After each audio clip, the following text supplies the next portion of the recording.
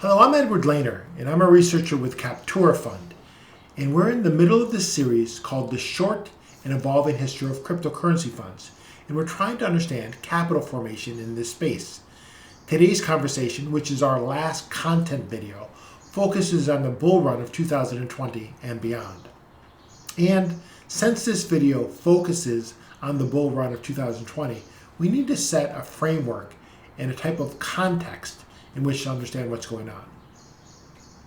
Firstly, this time period needs to be situated within the framework of COVID-19 and the massive monetary policy changes that we see in 2020.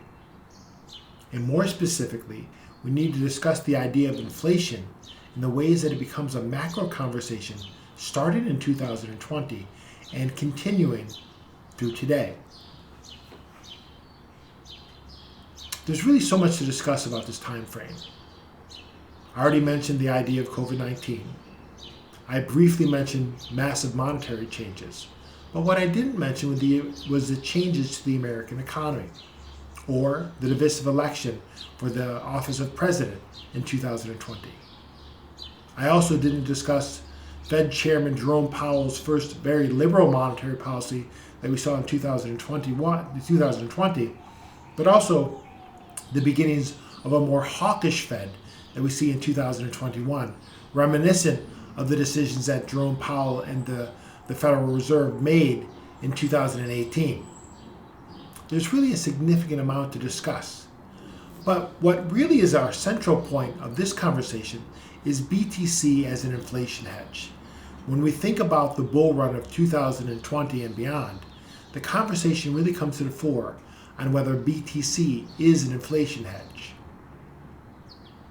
So, contrary to our previous videos, where we really focused on smart contracts, the focal point of the bull run of 2020 really needs to put BTC at the fore. Primarily from 2020 and beyond, BTC is becoming a mainstream conversation focused on the US dollar and comparing the US dollar to BTC and which instrument can be a hedge against inflation. Additional thing that we begin seeing in 2020 is the conversation on whether BTC will be added to corporate balance sheets. A focal point of today's conversation is illustrating that BTC began being added to some corporations' balance sheets. And this was a very new idea.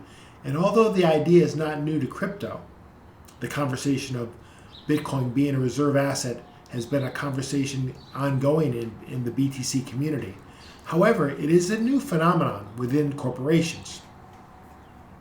And although it would be an overstatement to note that other than Tesla, that there are very few corporations that are adding BTC to their balance sheets, this is, however, a very important conversation.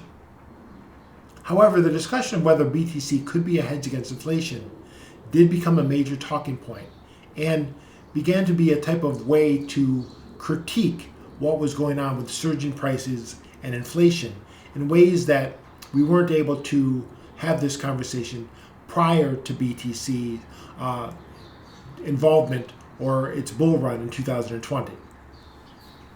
So firstly, let me illustrate this with an example. There are many examples of corporations coming in and taking action and purchasing BTC and putting it onto its balance sheets. For example, Michael Saylor surges onto the scene in 2020 and talks very persuasively about how BTC is a very strong form of money, very much in the framework of an Austrian economist's understanding of what money is. That is, money is decided by the market. So BTC surging onto the scene as an inflation hedge is a conversation that's really central to 2020. Also in 2020 and through 2021, BTC begins being accepted by Tesla as a way to purchase their vehicles, but also Tesla puts BTC onto its balance sheets.